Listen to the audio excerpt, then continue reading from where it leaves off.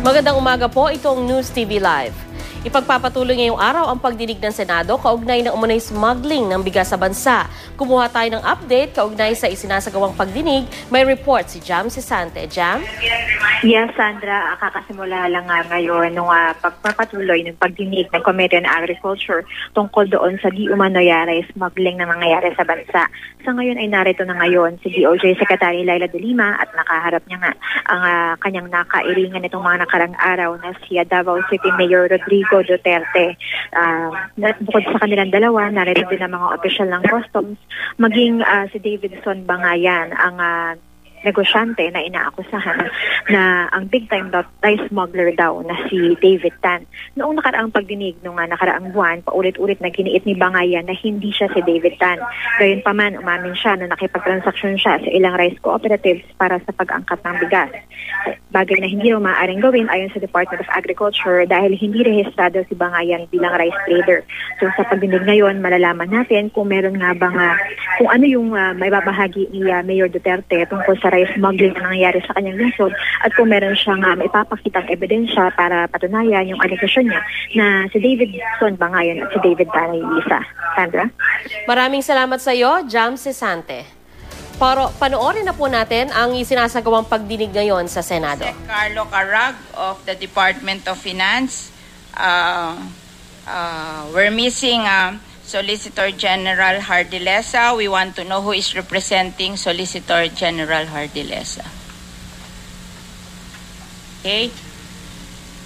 We go to the Director Ferdinand Sales, Company and Registration and Monitoring Department, Security and Exchange Commission, and of course our good friend Mayor Rodrigo Duterte of Davao City.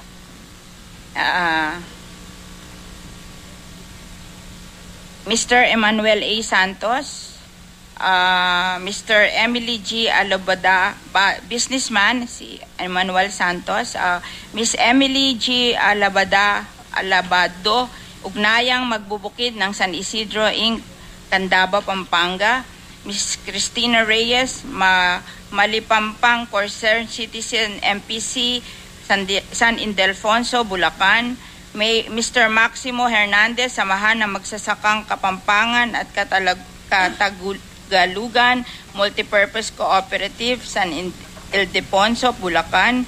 Mr. Juanito A. David, Kapatirang Takusa Multipurpose Cooperative, Candaba, Pampanga.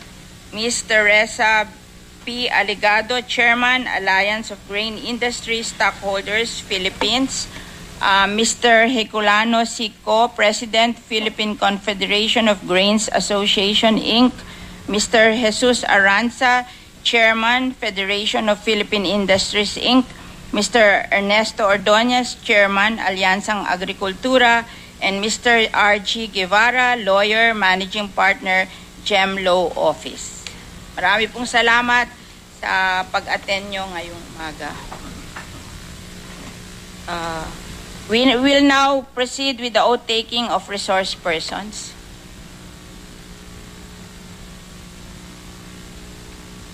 Okay. May I request those who have not taken their oath to stand up and raise your right hand. You said Carlo po, Carag. Tapos na po kayo, Ms. Alabado. You swear to tell the truth, the whole truth, and nothing but the truth in this inquiry, native legislation of the Committee on Agriculture and Food? Okay, I do, sir. Thank you. Have a seat. Sir. Minority floor leaders, we want to proceed with our agenda lang. And then after we proceed with what happened during the previous meeting and then the agenda, then we will call on after doing our administrative matters, we will call on you on your first question.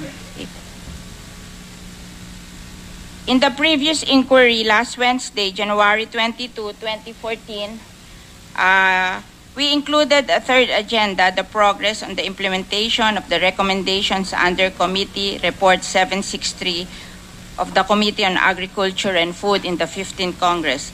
Now the highlights of previous hearing are as follows. The DA declared that QR on rice will remain until 2070.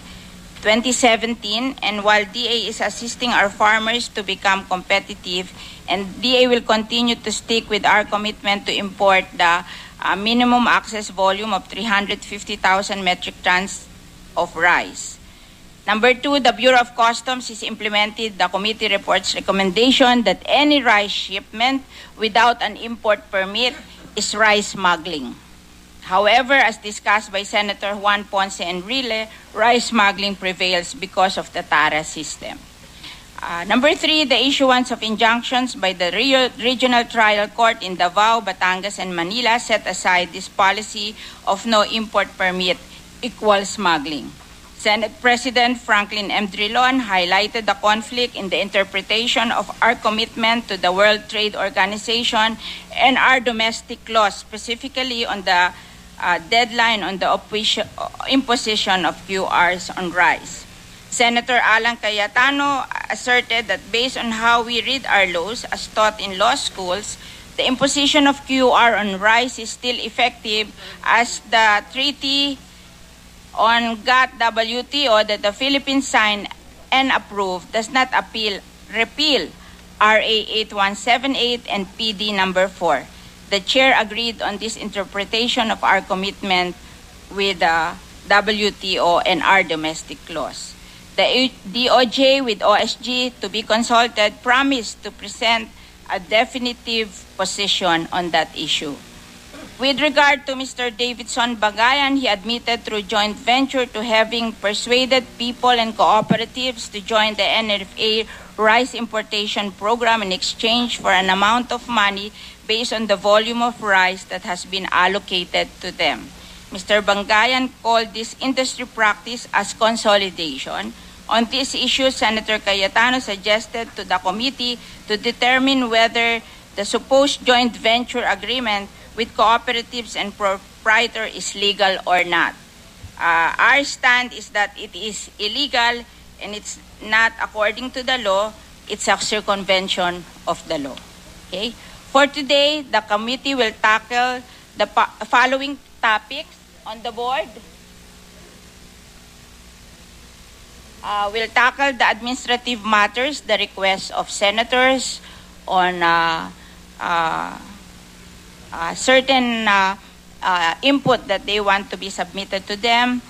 Of course, the questions that Senator Enrile will ask Mr. Bangayan, the absence of Leia C. Echeverria, questions on the participation of DGL commodities in the importation, and questions on Ms. Elizabeth Faustino as broker handler of several farmers cooperative for Mr. Nixon Kua, who and what are the Starcraft International Trading Corporation and other trading entities that are subject of several news report and court injunction. The reason for this is that the committee wants to first have an appreciation of who we are talking about before we call on Mayor Duterte and Commissioner Sevilla to discuss the injunctions, the legality of injunctions, and the story in Davao City na yun ang nag-result sa ating investigation. Then after the discussion on Starcraft and others, we proceed with Mayor Duterte and Customs Commissioner Sevilla. And later on, we discuss the court injunctions. And then we will ask the Office of the Solicitor General and the DOJ what are they doing to assist the Bureau of Customs and NFA. We can add in the discussion the Supreme Court decision on this. And finally, we can ask the DA and the NFA on the status of their negotiation with WTO and concerned governments, and we will ask the DOJ to finally state and the Solicitor General their DOJ and OSG opinion on whether there is a conflict or not on the Philippine commitment to the WTO with respect to the imposition of quantitative restriction on rice vis-a-vis domestic laws. Okay. And if there are other important matters that we need to discuss, if time permits, we will do so. Okay, so regarding the policy on tariffs, rice self-sufficiency program and the like, we will do that in the next hearing. Okay, so we wish to inform Senator Recto, who is much concerned with that we have no time this hearing for that, so we will call another hearing to discuss these policies. Okay. And so we go to just to the administrative matters before we call Senator Ponce Enrile. Before we proceed, we want to know if our resource person complied with the request of the senators. To the Bureau of Customs, have you provided Senator Enrile with a report on the Indian rice shipment that was held in Subic and eventually auctioned off? Yes, Your Honor, we sent it in writing last Wednesday or Thursday, both to the chairperson as well as a copy to Senator Enrile. Not received that report. Would When you- did you send? Nung Wednesday or Thursday po yata. I remember signing it on Wednesday.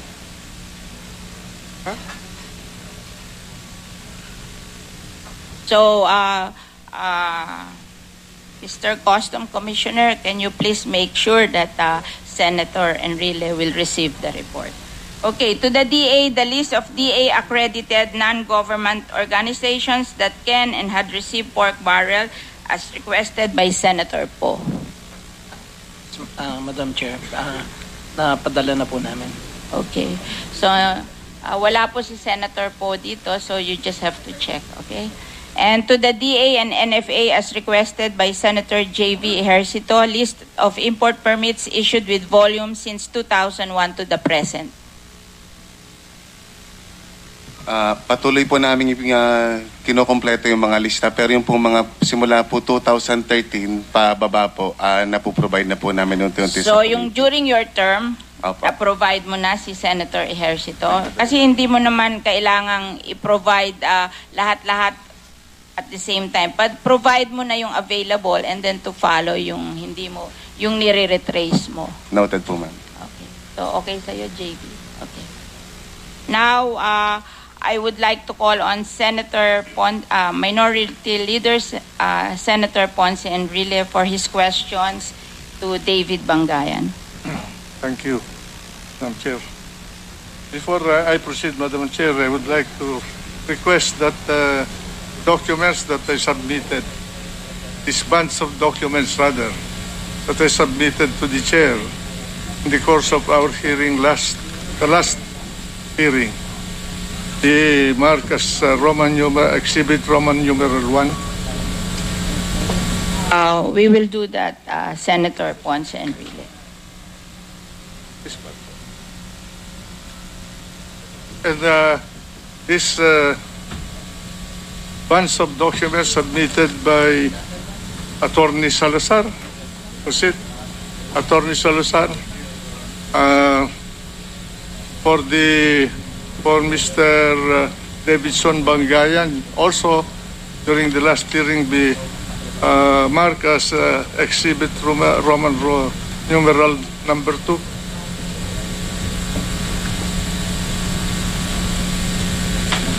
We will do that, Senator Ponce Enrile.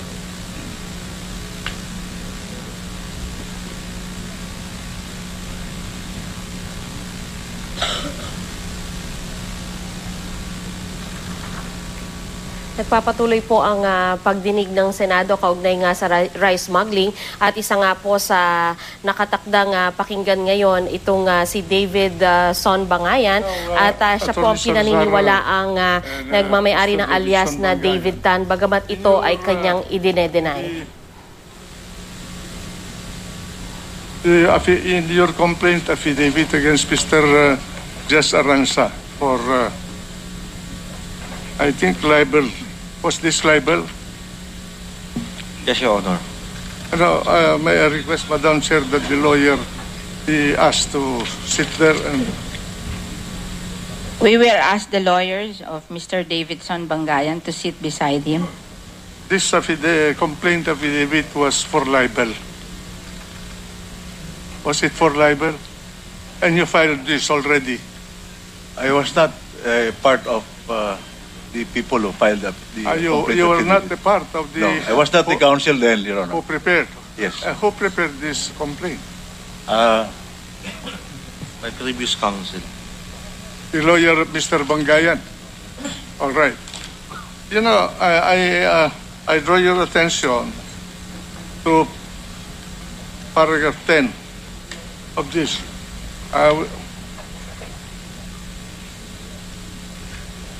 Will you kindly take this? Come and take it. For in the meantime, this exhibit. The lawyer.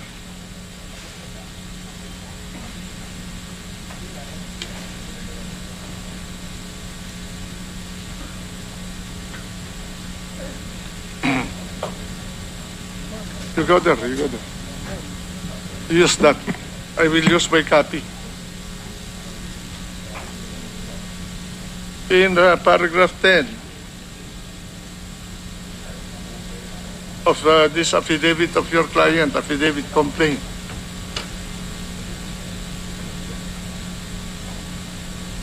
and Annex H, I, and J are supposed to be attached. Can you see if all these annexes were attached? Yeah, kaya look. Yes, Your Honor. What is Annex A? H.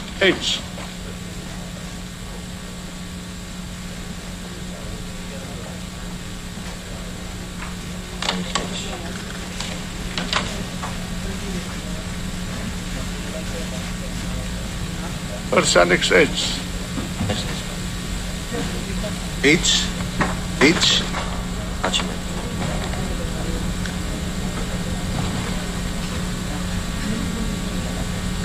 Okay. Ano naman yan? Are the annexes of this affidavit attached to your documents? Yes, Your Honor. Where are they? Because there's a missing annex, and that is the certification issued by one of your foreign clients, certifying to the good reputation of the company of Mr. Davidson Bangayan. Where is that? Your Honor, Annex H is different. I think you're referring to Annex I. Yeah. What does, Annex I. what does it say? This is a certification issued by a certain Mr. Justin Chan. Who? Mr. Justin Chan, Yes. Managing Director of a certain corporation. What does it say?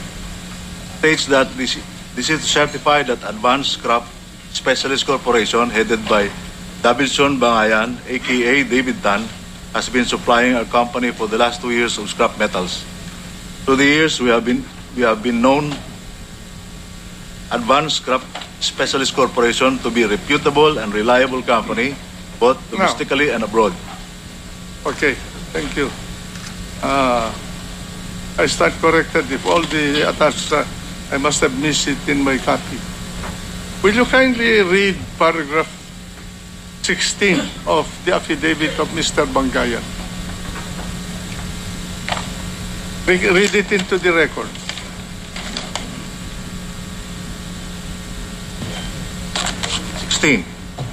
Clearly, the foregoing publication categorically imputed to me and our company, Advanced Scrap Specialist Corporation, the following wrongful acts, namely A. Swindling, B. Contraband shipments. Likewise, the identification of the person in the subject publication definitely referred to me, considering that there is no other person by the name of Davidson Bangayan, aka David Tan. There is no question that I was clearly and directly identified in the subject publication. Correct. That was the affidavit of your client that he filed in the office of the prosecutor to file a libel case. Mr. Bangayan, are you still denying that you are David Tan? Yes, Your Honor. What is the meaning of this affidavit of yours? Paragraph 16 of your affidavit. It says, the identification of the person in the subject publication definitely referred to me. You said to me. Huh? Considering that there is no other person by the name of David Bangayan, aka alias David Tan. What do you understand? Did you understand that sentence when you filed this affidavit? Your Honor, it was based on the quote dun sa newspaper po. Huh? And then, kung yung pinirmahan ko po, is Bangayan lang po.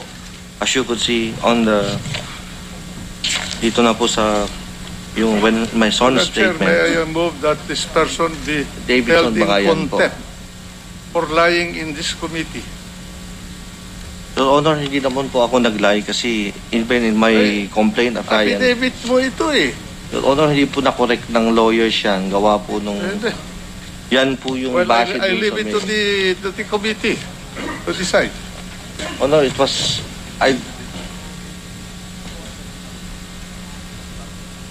Or you advise your lawyer, your counsel. Counsel, you advise your client. What you advise him, what is the meaning of this affidavit? Yes, Your Honor, this is the first time I came to know of this affidavit. I was not the counsel who prepared this. If you look at the back portion, it will appear the counsel is different, Your Honor. Yes, but as a lawyer, did you not review this document before you submitted them? You yourself submitted them to the committee. We submitted the original, Your Honor. You reviewed them?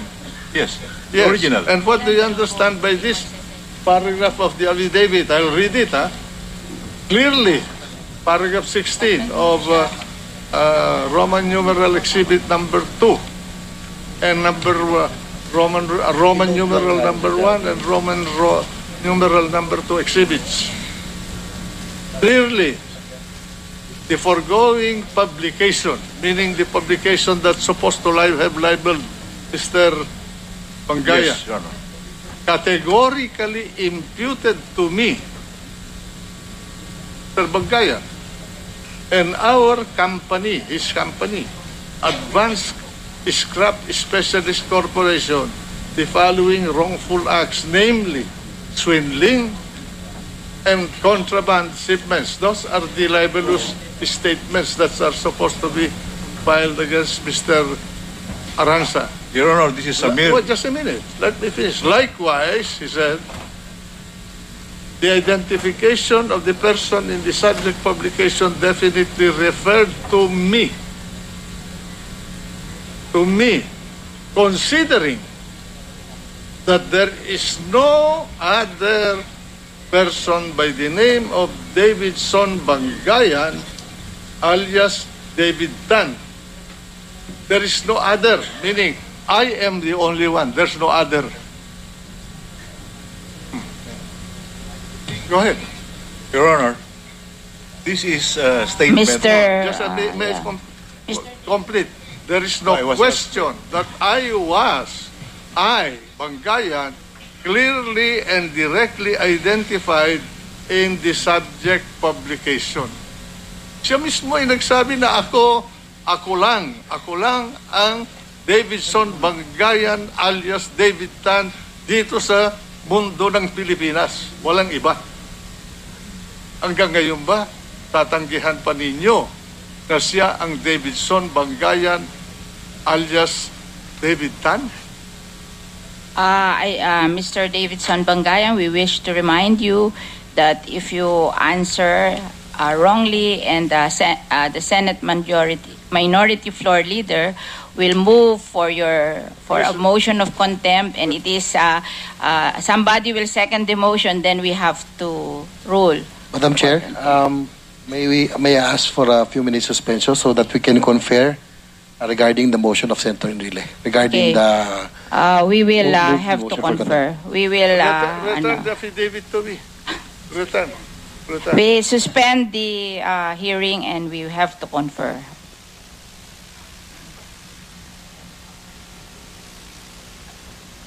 na nga po ang tinatalakay dyan sa Senado ay yung libel case na isinampa nitong si David Bangayan laban dito kay Jesus Aranza, isa pong negosyante, kung saan nagsumite siya ng isang affidavit at kanya nga pong nasabi doon na there is no other person by the name of David Son Bangayan, aka David Tan. So ito po yung iginigiit ni Senador Enrile na kanya raw na pag-amin na siya mismo itong tinatawag na David Tan, at ito nga pong David Tan na ito ang itinuturong utak ng rice smuggling sa bansa. Nagpapatuloy po ang Senate hearing. You still deny that you are Mr. Davidson Bangayan alias David Tan, and the only one who is both David Tan and Davidson Bangayan? Do you still deny? I'm giving you a chance to affirm your affidavit. Your Honor, I will explain in regards with that. No, I'm just asking you a question. Yes, I'm denying because I've signed Davidson Bangayan on that complaint and not aka David Tan, because that is based on the complaint on the newspaper. So maybe my lawyer did not at the time correct it, but because I saw my name and my company, that's why we said that wala po siyang ibang nire-refer kundi kami. Pero yung pinirmahan ko po na complaint at affiant ko alam mo, is Davidson naawa ako sa iyo eh. Pinibigyan ka ito ng pagkakataon. Hindi lang itong ebidensya kontra sa iyo na ikaw si David Tan. Hindi lang ito eh. Dadating yan. Marami. Maawa ka sa sarili mo. Alam mo, ayaw kitang saktan, ayaw kong manakit ng tao. Pero dito, sa mga hearing sa mga committee ng Senado, may reglamento dito, hindi ka pwedeng magsisinungaling. Eh pag nagsinungaling ka, papipilintan kami na parusahan ka ng contempt. Dahil kailangan, sinasabi ninyo sa sumpa ninyo to tell the truth and nothing but the truth. Diba? Eh nagsinungaling ka na, binibigyan na kita ng pagkakataon na bawiin mo yung kwan mo. Kayon, kung ayaw mo, magpapadala kami ng isang katutak na ebidensya dito na ikaw nga si David Tan alias Davidson Bangayan or Davidson Bangayan alias David Tan. Ikaw lang nga. Ikaw lang yun. Walang iba. Pag-isip ka. Madam Chair, I have my pending motion. And I'm giving this man a chance. We will give a chance to Mr. Davidson Bangayan to think about it, and we will ask Senator Ponce Enrile how long. How long we will ask him to think about it. It depends upon the committee. So, if we are going to allow witnesses here to lie without the sanction, and I guess we will settle this before we leave. We end the committee hearing. Okay? So we will give chance to Mr. Davidson Bangayan to consult his lawyer and to make a decision. But definitely, we will move on this before we end the hearing. Okay? So we wish to acknowledge the presence of Senator Grace Poe. And then we continue on with the hearing. With regards to Miss Echeverria, I believe she's not yet here. Before a January 22 hearing, we asked the Office of the Sergeant of Arms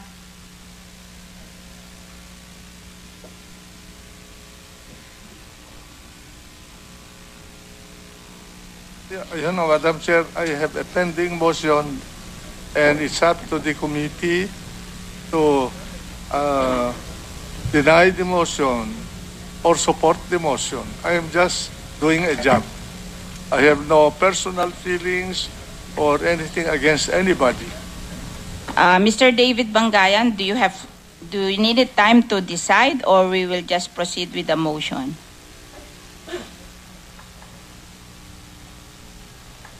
Madam. Mr. Davidson Bangayan, if he needs time to decide, or we will proceed with to take care of the motion. Your Honor, I signed Davidson Bangayan and I'm not David Tan po. Okay. So there is one from Senator Ponce Enrile that you will be held on contempt. We have discussed about this among ourselves, and we will, because not all the committee members are here, so Mr. J.V. Ejercito requested that this be decided by the committee as a whole. So we will need to get the opinion of the other committee members. So we will decide on this in the next hearing, because we have to meet with the Committee on Agriculture and Food to decide on this, whether you will be held in contempt or not. And Senator Ponce Enrile has agreed that it will be the committee who will decide whether you will be held on contempt or not. Okay? So we're finished with that issue. It means that you have to come back here next hearing. So we will announce the decision of the committee, the whole committee, on whether you will be held in contempt or not. I wish to acknowledge Senator Paulo Benigno Aquino. So we go on with the next agenda. Before we do that, may I just put into the record Yes. that We recognize Senator Ponce Enrile. we have no record of receiving report of the Bureau of Customs regarding Indian rice shipment in Subic as per our receiving clerk.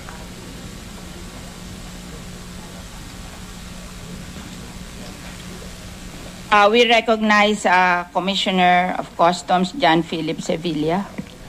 We'll make sure, Madam Chairwoman, that the Senator gets a copy this afternoon. We have a received copy from the copy that was sent to your office, ma'am, but to Senator Enrile, we'll make sure that it gets there this afternoon. Wednesday ko po pinirmahan siguro, either Wednesday or Thursday, yung received copy po sa office ni Senator Villa. When was that? December, January, what? No. Just last week lang po. It would have been January 29 or 30. So we request the Commissioner of Customs to make sure that Senator Ponce Enrile receive his copy, and please furnish also the copy, the Committee on Agriculture, the copy of your report. Okay. To you, Madam Chairperson, receive na po, may receive copy po kami from your office. Have no received copy. There must be something wrong with the way you send the copies. Anyway, you just make sure that we receive it today. Okay? So, we go on with the next agenda, which is the testimony of Ms. Echeverria. Okay? With regards to Ms. Echeverria, before our January 22 hearing, we asked the Office of the Sergeant of Arms of the Senate to serve the subpoena to her known addresses, including the registered address of the Platinum Traders Enterprises, but they were not able to serve it as these addresses are being used by other people and not them. Our Office of the Sergeant of Arms then left a copy with her aunt. Since the National Bureau of Investigation is now investigating Ms. Echeverria, Ms. Faustino, and Ms. Rodriguez, the committee requests that the MBI assist in looking for Ms. Echeverria so that we can serve the subpoena to her. Pwede ba hong tanungin namin ang NBI if they can do this job for us? Good morning, Your Honor. Director Mendez is here. Yeah, we recognize Director Mendez. Good morning, ma'am. With the permission of the Honorable Secretary, our agents went to the given address of Mrs. Echeverria, but she could not be located during that time. So, what do we do? Babalikan po namin. Kasi po, yung si Ms. Echeverria was pointed out as the consolidator of DGLM. So, nung pong isang hearing din ng Senado in 2012, hindi rin siya nahanap. So, hanggang ngayon hindi pa siya mahanap. Kailangan siguro mahanap natin ating director ng NBI kasi imposible naman po may hindi mahanap na tao sa Pilipinas. Opo, ma'am, we will do that. Now, with respect to Mr. David Lim and Mr. Judy Line Lim, I would like to read the letter that their lawyers sent to us. Alam nyo, yung storya ni David G. Lim na connect natin siya as the rice trader. Tapos nung tinatanong ko na po siya kung ano ginagawa nila, yung kanilang kalakaran do sa kanilang kumpanya with regards to rice trading, sabi niya hindi daw niya alam dahil yung kanyang asawa ang nakakaalam nito. Tinanong ko po siya kung gusto mo ba isasabina natin yung asawa mo para i-explain sa amin yung operation mo. Sabi niya, opo. So we subpoenaed the wife and himself, si Mr. David G. Lim for this hearing. Unfortunately, nag-abroad po sila. And I will be reading to you their letter ng lawyer nila tungkol sa pag-abroad nila. I'm writing on behalf of my client, Judy Lim, C. Lim and Mr. Lim, regarding the subpoena requiring them to appear and testify under oath before the Committee on Agriculture and Food of the Senate on February 3, 2014 at 10 o'clock in the morning. Much as my clients wanted to appear on the said date and time, nevertheless, they cannot possibly appear as they are now in Indiana, USA, taking care of Joanna Chua, Judelin's sister, who has been suffering from serious illness. Rest assured that my clients will appear on the next scheduled hearing, provided that they are informed at least 2 weeks prior to the next hearing so they can arrange their timetable ahead of time. With this fact, please excuse the presence of my clients on February 3 at 10 a.m. and do set another schedule should circumstances warrant. So, ito po ay nalaman na namin before na hindi sila dadating. So, I have consulted with the committee and after a study of the matter, we will give spouses David G. Lim and Judelan C. Lim just one chance to be absent. Ito po for the lawyers. Baka kami kasi sabihin nyo na we didn't give prior notice. We will hold our next hearing on February 25. So that's more than 2 weeks from now. So we're giving 2 weeks notice. Just one chance to be absent. They must present themselves in the next hearing of the committee. Otherwise, we will cite them in contempt of the committee of the Senate and we will have them arrested. Okay. So, yun lang po in this case of David G. Lim and Miss Judy Line Lim. Okay. Now, with regards to the guidelines on giving time for every senator to ask questions, as I have indicated in my opening remarks, I hope we could tackle the issues one by one so that our discussion will be focused on one topic para naman tayo hindi malito at hindi rin malito yung nakikinig sa atin. May I also request my colleague to first let our resource person to present, the chair to ask questions, and then we will give them about 10 minutes to each senator to raise questions based on their arrival. Likewise, may I remind our resource person to direct your answer or comments to the chair and not to another person. Okay? So we go on with our next subpoenaed resource person, Miss Leia, Miss Elizabeth Faustino. Sabi po ay dinaan daw sa ospital. Okay? So,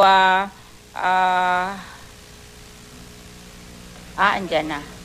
Lawyer. Ano ba pag absent siya?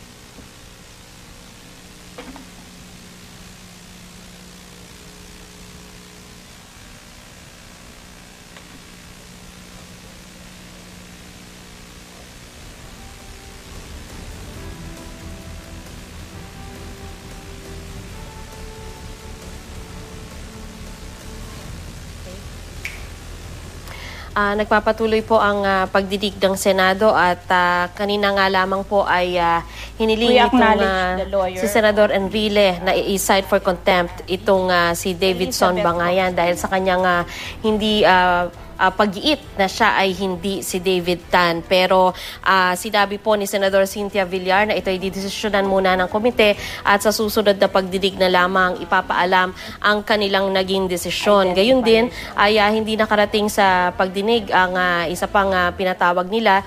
At ito nga po ay si David Lim at ang kanyang misis na si Judeline Lim. At meron din hong banta na pag sila hindi nakarating sa susunod na hearing, maaari silang makontempt din. Nagpapatuloy po ang pagdinig ng Senado. Unfortunately, I do not know yet the complete details why she was rushed to the hospital. I tried speaking with her earlier, called her phone, but I think they were administering some tests to her. So I will give her a call again after the proceedings here so that I can get more details. Can we ask for a suspension?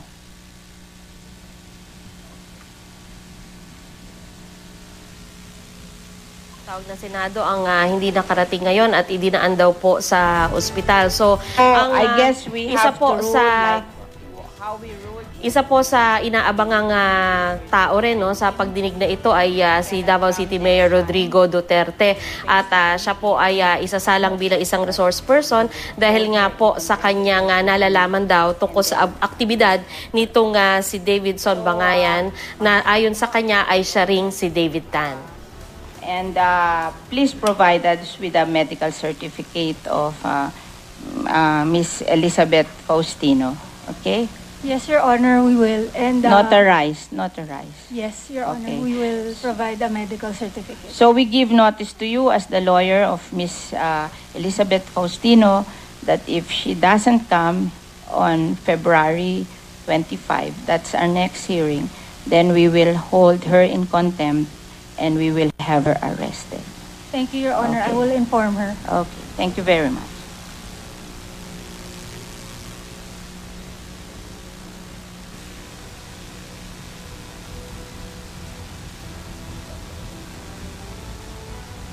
We go to our next agenda, part of our agenda, which is the one dealing with Starcraft International Trading Corporation, Jade Brothers Farm and Livestock Inc., Medalla de Oro Trading, Silent Royalty Marketing, and Bold Bidder Marketing and General Enterprise, which is the company of Mr. Emmanuel A. Santos. So we have to call Mr. Emmanuel Santos. Okay. Mr. Santos, are you the proprietor of Medalla de Oro Trading? Magandang umaga po sa ating lahat. Yes, Your Honor, ako po. Okay. You together with Mr. John Michael M. Santos, Mr. Bernard Guy R. Godoy, Mr. Emmanuel M. Santos Jr., and Mr. Armando L. Santos are all incorporators and stockholders of Jade Brothers Farm and Livestock Inc. Okay.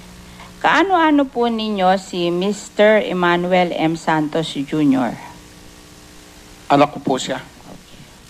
Do you know of a company named EA Santos Customs Brokerage or an EA Santos and Company Brokerage Corporation? Pareho ba ito o magkaiba? Yung pong EA Santos Brokerage, ako po yon, existing po yon, yung EA Santos. Yung isa, EA Santos Customs Brokerage and EA Santos and Company Brokerage Corporation. Magkaiba ba ho yun o pareho yun? Lakasan niyo po, Yung Mr. pong EA Santos and Sons, corporation po yon, pero hindi na po existing yon. Iba pa ho yun. Iba pa yun. Ito is EA Santos Customs Brokerage and EA Santos and Company Brokerage Corporation. Yung pong EA Santos, single proprietor po yun. Yung EA Santos Brokerage. Opo. Kanino po yon? Sa akin po. Oh. And then Your yung EA Santos and Company Brokerage Corporation, It's a corporation, Your Honor. existing din yon. So iba yon. Hindi na po siya existing. There is another company named EA Santos and Sons Brokerage Corporation, which was merged with Jade Brothers Freight International Inc., both owned by you. Existing po yun, Your Honor. So ang surviving corporation is Jade Brothers. Yes, Your Honor. Tama po. Do you know a company named Jade Brothers Freight International Inc.? Yes, Your Honor. Sa iyo rin yon. Opo. Do you know a company named St. Peregrine Movers and Integrated Services Inc.? Yes, Your Honor. Sa iyo din yon. Sa anak ko po, doon sa junior. And majority stockholder siya. Yes, Your Honor. Do you know Miss Ivy Mercado Sosa? Hindi ko po siya kilala, Your Honor. Do you know Mr. Marvin Lalata Mendoza? Kilala ko po siya, Your Honor. Ano relationship mo sa kanya? Meron po, business partner po. Do you know Miss Ana A. Orqueta? Kilala ko po siya, Your Honor. What is your relationship with her? She's my, relative by affinity. Hindi mo Parang, siya. empleyado siya. Okay. Do you know Miss Jessie B. Bantula? Hindi ko po ma-recall yung pangalan niya, Your Honor. Do you know Mr. Brendel Daradal? Yes, Your Honor. Ano mo siya? Empleyado rin po. Do you know Mr. Aveleo Argodoy? Yes, Your Honor. Ano mo siya? Empleyado po. And do you know Mr. Eugene or Eugenio Giang Pioquinto? Kilala ko po siya, Your Honor. What is your relationship with him? Business partner ko po siya. Okay. Similar to what I did in the previous hearing, I would like to present to the members of the committee and the other members of the Senate the information provided to the committee.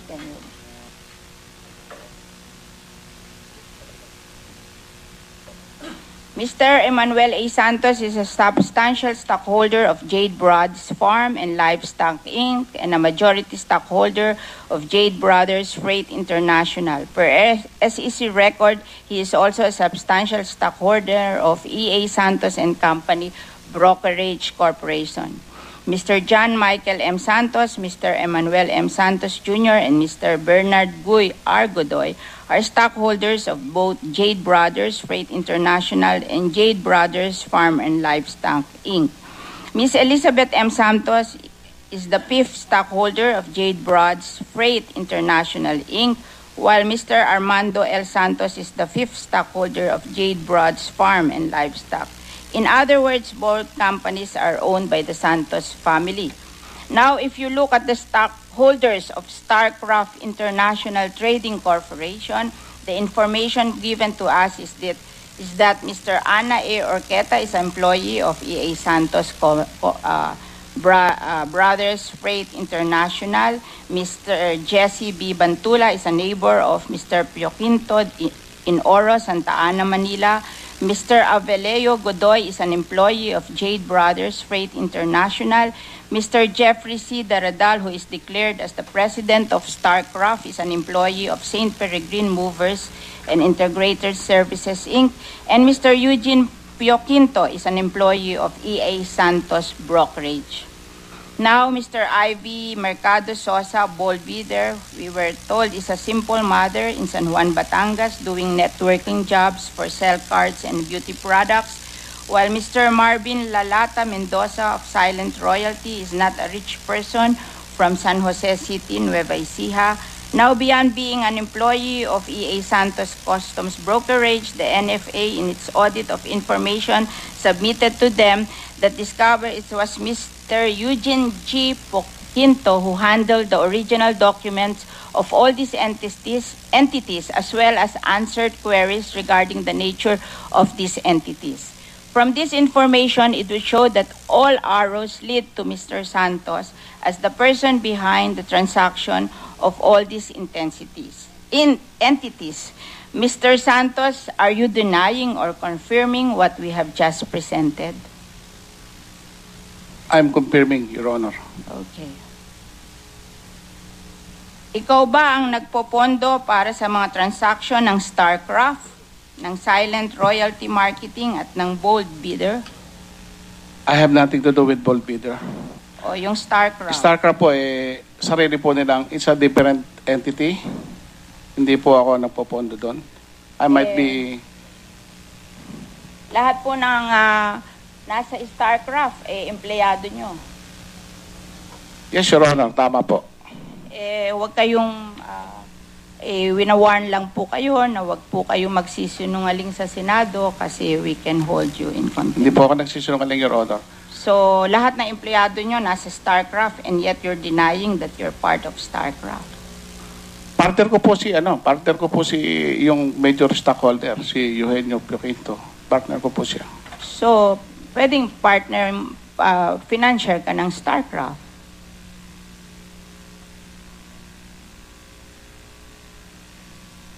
In part, maybe, Your Honor. Hindi po yung lahat. So, kasosyo ka sa StarCraft. Kasosyo ko po si Eugene Pioquinto. Hindi po siya yung nga StarCraft. ang StarCraft. They're independent, Your Honor. Independent po sila. Oh, pero sinabi mo nga, nakasosyo mo si Mr. Pioquinto. So, kasosyo ka sa StarCraft. In a way, yes, Your Honor. Okay. Saan ba kumukuha ng bigas ang StarCraft? Sa Vietnam ba o sa Thailand? Meron pong Vietnam, meron pong Thailand. Mula kay Davidson Bangayan.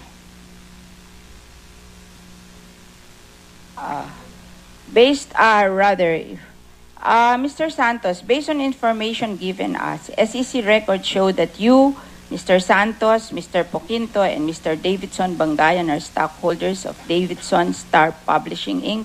and Silver J Import-Export Trading Inc. Tama po, Your Honor.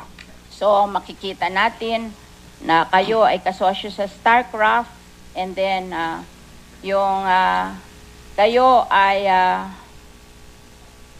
konektado sa kay Davidson Bangayan kasi common stockholders kayo ng Silver Jade Import-Export Trading Corporation, Davidson Star Publishing Inc., 3-Star Asua Petroleum Inc. All these three companies have common stockholder, Davidson Bangayan, Emmanuel A. Santos, and Eugene C. Pioquinto. Okay. Mr. Santos, tama ba po ito? Tama po, Your Honor. So, interconnected kayo. I have on my side Eugene Pioquinto. I have on my side Mr. Eugene Pioquinto.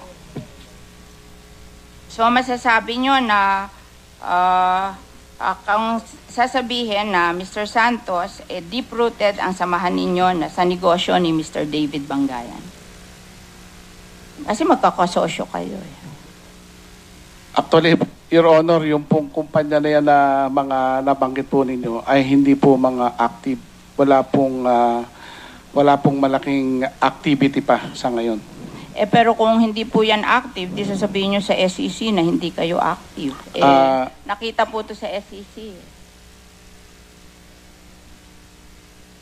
Tama po, Your Honor. Hindi pa po siya, actually po. Pero the mere fact nagnasosyo kayo, may relationship kayo. Kung gusto po niyong sabihin, Your Honor, na kung kilala ko po si Mr. Bangayan, kilala ko po siya. And magkasosyo kayo. Kasi magkasama kayo sa negosyo. So, kayo po, kayo si Mr. David Bangayan, kayo po, Mr. Emmanuel Santos, and then si Mr. Pioquinto, magkakasosyo po kayo. Tama po ba yun? In some companies po. Tama po.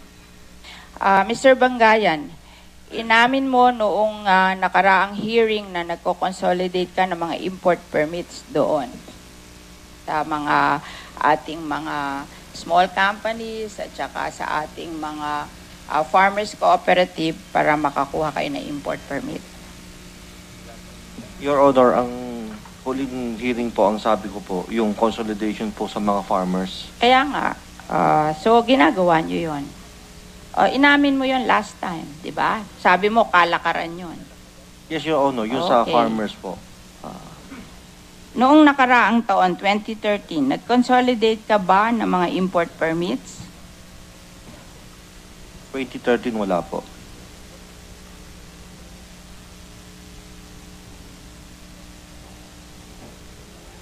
Hindi ka nag-consolidate noong 2013. Hindi na po. Noong 2014, ngayon 2014, balak mo bang mag-consolidate? Meron pong bagong program ngayon, yung MAB CSU ng NFA. Pero I don't think na kailangan pong mag-consolidate doon dahil sa hirap po ng requirement. Nandito yun. Okay.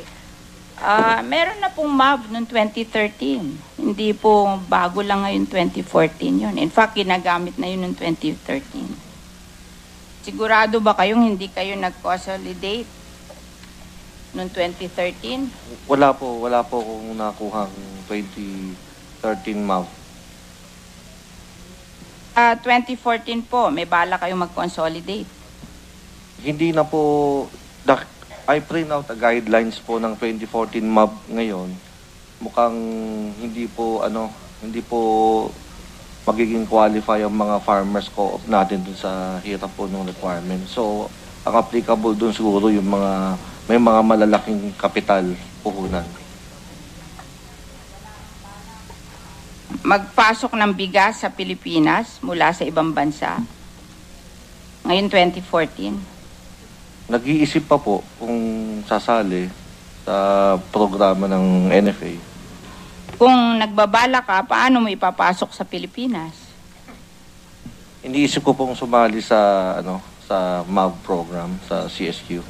So, ipapasok mo ng legally? Of course po. Ano gagamitin mong papel o dahilan para maipasok mo sa local market yung bigas? Yung company ko po. Pero tinitignan ko pa kung magiging eligible kami kasi medyo strict yung mahirap po yung compliance. So, Mr. Bangayan, the NFA gave the committee a copy of a letter from the Vietnamese embassy, and I will read the entire contents of the letter. Okay? Ito po yung letter from the Embassy of the Social Republic of Vietnam.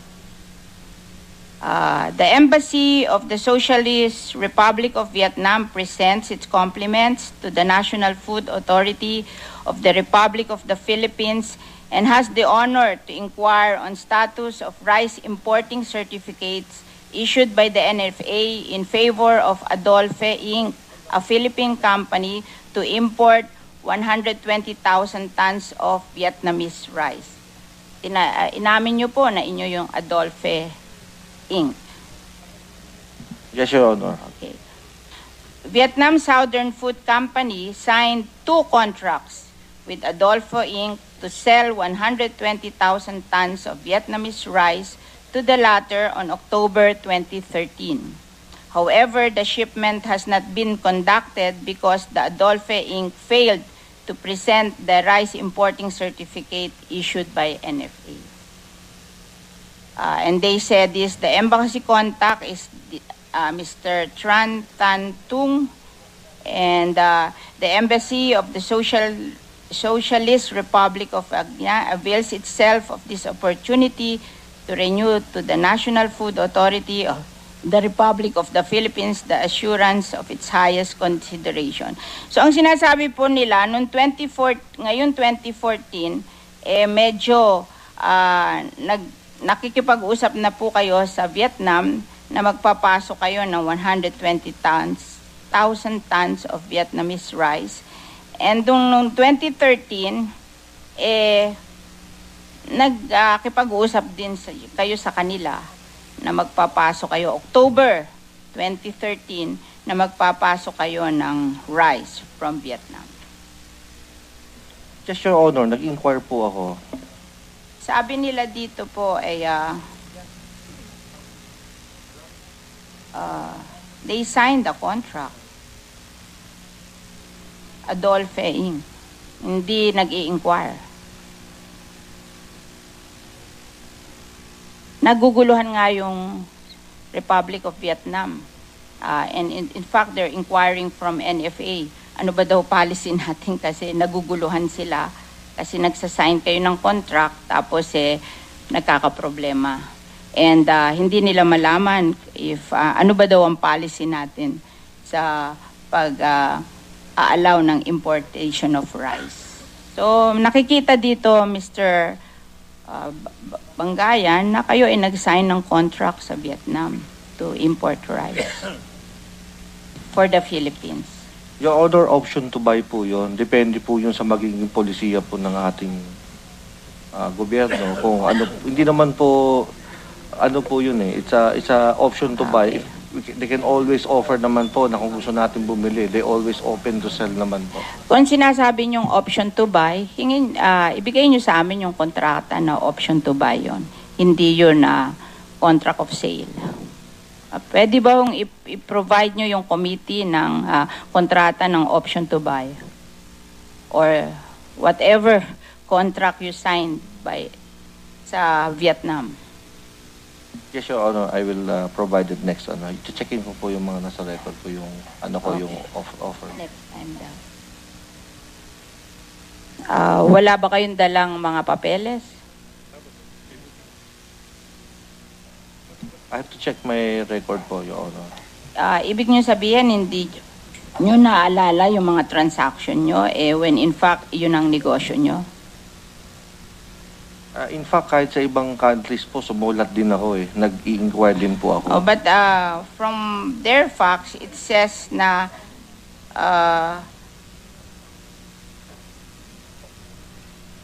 may signed contract pero kayo ay walang import authority. Wala po akong in-import.